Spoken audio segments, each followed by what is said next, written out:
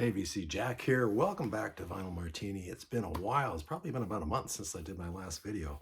And I have been really busy, maybe a little bit burnt out. I did a lot of contest entries before this and some tags. And I've been busy around the house. I painted the outside of the house, so I've been just exhausted. But I'm happy to be back, and I'm going to show you some finds from back in April. And I'm so proud of myself. Went out records. We went to 3 record stores, me and my buddy Reg, and I only bought just a tiny pile, which is sort of my goal for the year, is to buy less music, more quality stuff. We'll see how that goes. Anyways, start off with a record that was Pale Fountains, and this was their 1982 release. They are a British pop group, I guess. I thought it was more of a post-punk band. And I think Rob Walker has shown this record. He used this for his hats tag. So yeah, it's just it's a nice, pleasant pop record. They only produced 2 records, only recorded 2 records. And like I said, this one was in 82. The next one was in 84. It's kind of an example of stuff that doesn't really cross the water over here in North America very well. Pleasant enough, more like the House Martins, I think. I'd sort of compare them. They're pretty similar anyways. But again, it was great production. Some good songs on here. There's Always Something on My Mind is good. What else? There was another single they released. I think it was called, I'm not sure what it was. Southbound Excursion or something like that. But released a couple. They didn't have very much success in the UK, obviously, because they only did 2 records. But yeah, anyways, great cover. Just didn't deliver what I thought it was going to deliver. So I'll give that another listen. I'm not getting rid of it. I'll keep it. Another band that I picked up really cheap as part of a collection is the Iron City House Rockers. Produced by Steve Cropper. They are from an outfit from Pittsburgh, basically. This guy on the cover is Joe Grishecki. He's the singer, the main songwriter. Very much like Bruce Springsteen, maybe a little bit like Southside Johnny, the Jay Giles Band. I've got about 3 or 4 of their records, and they're all quite good. And they recorded under the name Iron City House Rockers, and then I think they changed their name to the House Rockers. But these earlier albums are the ones to get. Pretty cool. Really happy to get that. That was only like $7 or so. So adding to my Iron City House Rockers record. And this was released in, oh my God, do I have enough? I don't even think I have enough light down here to read it, but I'm going to say about 82 or so. And it said it was mint, but you know, the record is mint, but the cover is not mint. So Iron City House Rockers. Found a vertical swirl. My first vertical swirl was given to me by my buddy Art, the North Carolina vinyl picker. He brought it up when we met in Vancouver. Sorry, we're not going to meet again this summer. Art's plans have changed, and he's not going to go on a cruise to Alaska again. But I wish we were going to meet. But this is the first swirl was an Ian Matthews band album. And this is Ian Matthews' 1970 release, the release after that record. And you know the rules, like Ian Matthews was in Fairport Convention for about a minute, I think. Went on to form Ian Matthews' Southern Comfort, had a hit with Woodstock, the song Woodstock, and, well, if it's a swirl. I don't really normally show labels, but I might as well show this one because this is only my second swirl in my collection, so really happy to have that. A little bit of country rock.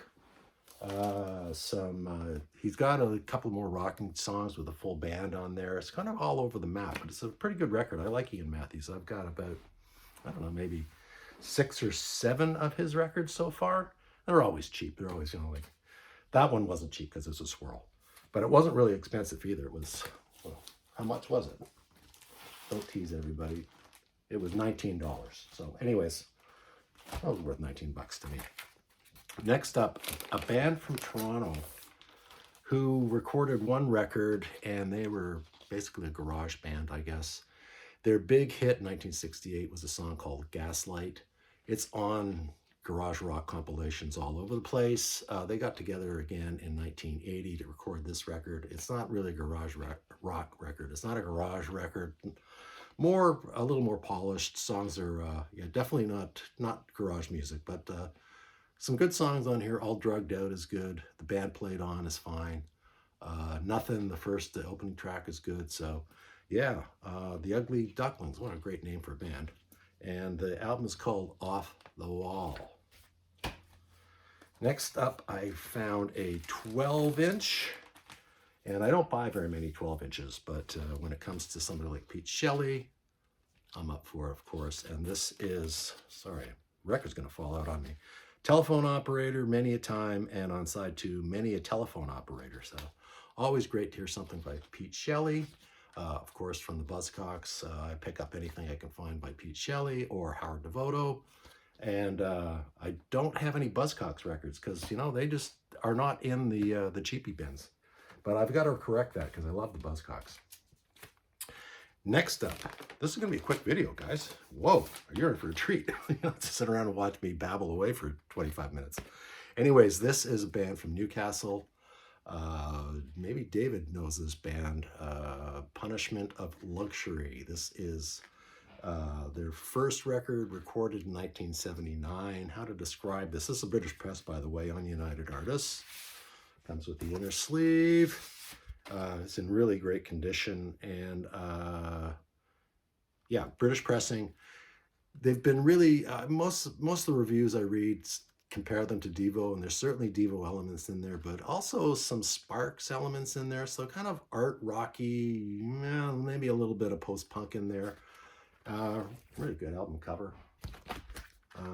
Yeah, they went on to, I think they broke up after recording this, and then they got back together in 1982 and did another album under the name Punalux, I think, if I'm correct. So anyways, the Punishment of Luxury, really unique record. Happy to found that. Of course, a blind buy, but found a new record store. They are kind of a flea market-y kind of place with records in the back, and they had a lot of interesting records that I never really heard of before, bands that I've never heard of.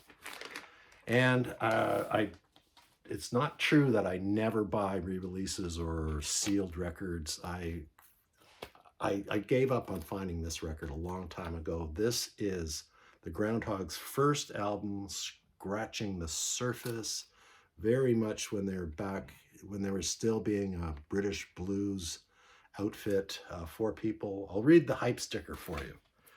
The raw, rootsy, scratching the surface ranks amongst the finest albums to emerge from the British blues rock boom, matching Tony McPhee's memorable original tunes with a blistering reworking of Muddy Waters' classic Still a Fool. The album features the Groundhogs' original recording lineup of McPhee, bassist Peter Cruikshank, drummer Ken Pustelnik, and harp player Steve Rye. So this is definitely what the way they started out as a blues band. They stretched out. Anybody who knows the Groundhogs know that they sort of moved into psych territory, maybe a little bit of proggy territory. And Tony McPhee's playing is great on these first two records, which were blues records. But then he really, really moved out there. He's one of the greatest guitar players to come out of the UK, I think. At least one of the most unheralded great guitar players to come out of the UK. So I'm really happy to have this. I know I'd never, ever find an original, ever. And if I found an original, I wouldn't be able to afford to buy it. So this was about 33 bucks. Very happy to have it. There's only one Groundhogs album that I don't have that I'm on the lookout for. I know there's a copy in a record store in Amsterdam waiting for me to come back and buy some more records. So, hey, that's all I got. And I was pretty good there. That was, how many records was that? That was 2, 4, 6, 8 records.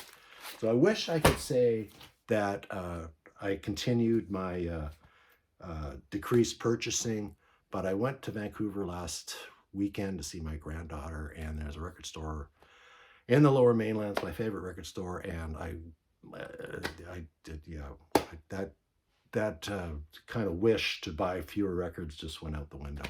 I will show them on my, I'll show them to you on my next video.